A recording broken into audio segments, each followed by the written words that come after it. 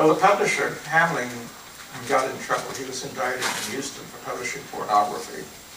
Now, you must understand, there's a man waving to him around. He's got Lust Crew. I can't make out the other one. The sinful ones. The sinful ones, yeah. I've got pretty good eyes for an old man, but I can't read that left-handed. Mr. Elliot. Mr. Don Elliott is the name. Anyway, later on you'll have the opportunity to buy Campus Tramp by Professor Block or Gang Girl by me.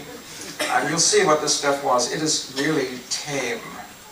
Yeah. You will not find a single obscene word. The things that 7-year-old kids say in the street, you will not find in our books. And as for the erotica, all euphemisms, and the official euphemisms changed at one point. Do it, she cried. Isn't that provocative? The word came from Chicago. It is now a forbidden vulgarism. That was the key word. It must be that.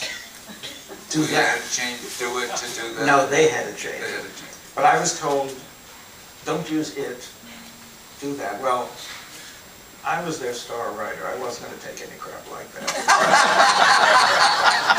I sent What do in, these bastards in Chicago know about hockey? I sent in a manuscript in which it was every other word. Do it, she cried. It, it. I think that finished that tempo. But anyway, I have not forgotten master craftsman that I am, but this is my FBI story that I'm telling. Around the time when Do It became a vulgarism, Hamling, the publisher, got indicted for publishing pornography. Imagine it is a forbidden word in Houston. And the FBI came around to my house, my Firo LaGuardia house, to talk to me because somehow they had linked me to these books. I also wrote children's books at that time.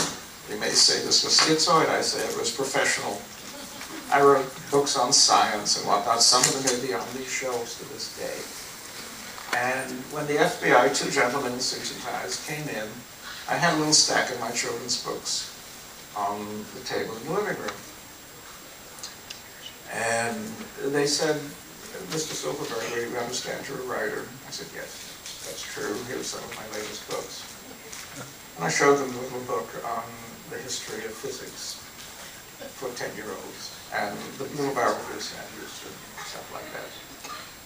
And they looked with great interest. And then they said, have you ever heard of a company called Reed Enterprises?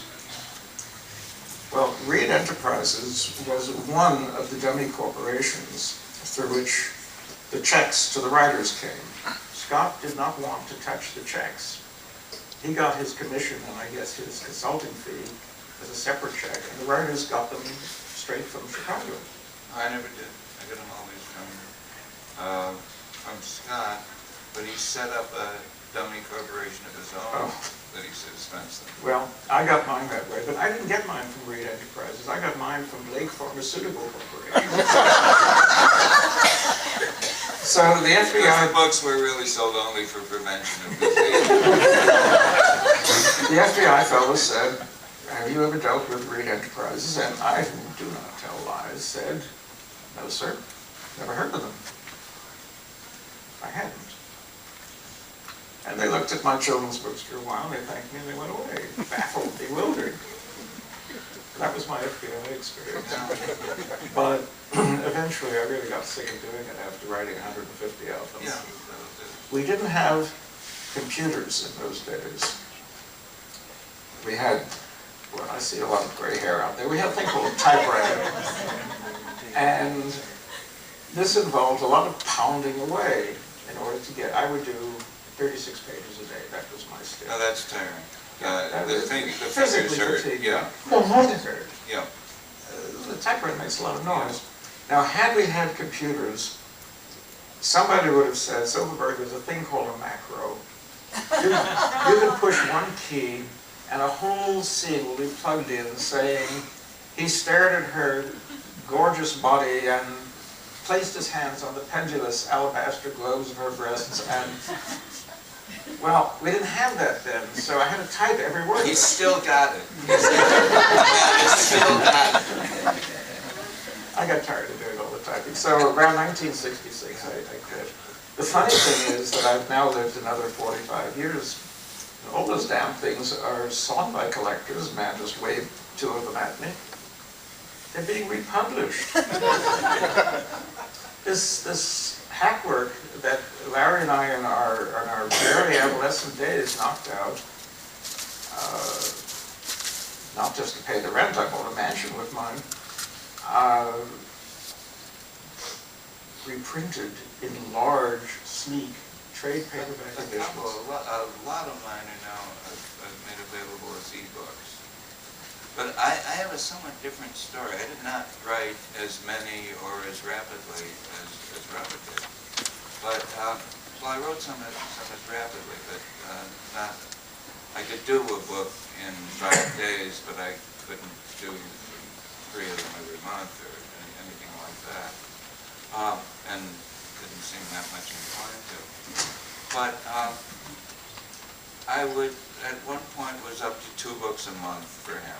That was when I went up to $1,200, and it was 2 books a month. The 2 books a month was too much, especially because I really had ambitions to do other stuff. And throughout was doing other stuff, was doing crime fiction and whatsoever. I heard you wrote some mystery stories, too. I heard you wrote some mystery stories. Now and then. Yeah. Now and then. And so, a friend of mine, Don Westlake, had a fellow who he'd gone to school with at Harvard, later SUNY Binghamton, who was unloading trucks in a warehouse in Syracuse, and he said, "This guy's a pretty good writer. Maybe he could ghost the books." So we brought him to New York, and I felt at the time that anybody with an opposable thumb could do this. You needed it for the space bar. That's why the chimps were just out of it. And so I thought that might work, you know. And we taught Bill how to write one of these books.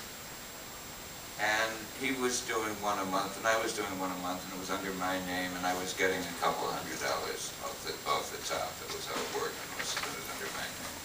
And a variety of people did that for a while. So I was a capitalist swine. Is what I Entrepreneur. Yes, an entrepreneur. That's better. That's better. An entrepreneur of mid-century erotica. That's better. I do prefer that. And one reason that I've tended to disown the books in recent years, until I decided to hell with them, was that I could handle the idea of having to be associated with the books that I wrote. But being tarred with the brush of the books that I hadn't written, I really didn't want, you know.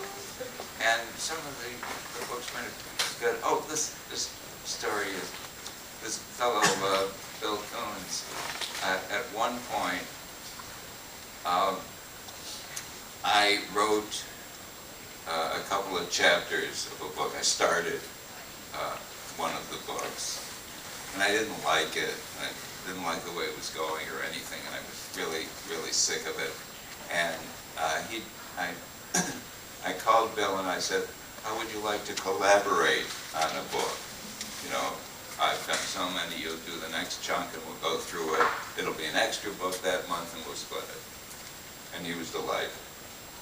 So I brought the stuff to him, and he put the 2 chapters on the shelf, and then I guess probably we went out and got drunk. And he came home, and his wife had read the 2 chapters. And she looked at him and she said, "Mind you, this is the portion that I told him was really lousy and that you know, I couldn't stand, but maybe he could make something out of it." She told him, she said, "I think you're really getting better. This is far and away the best thing of yours I've ever read."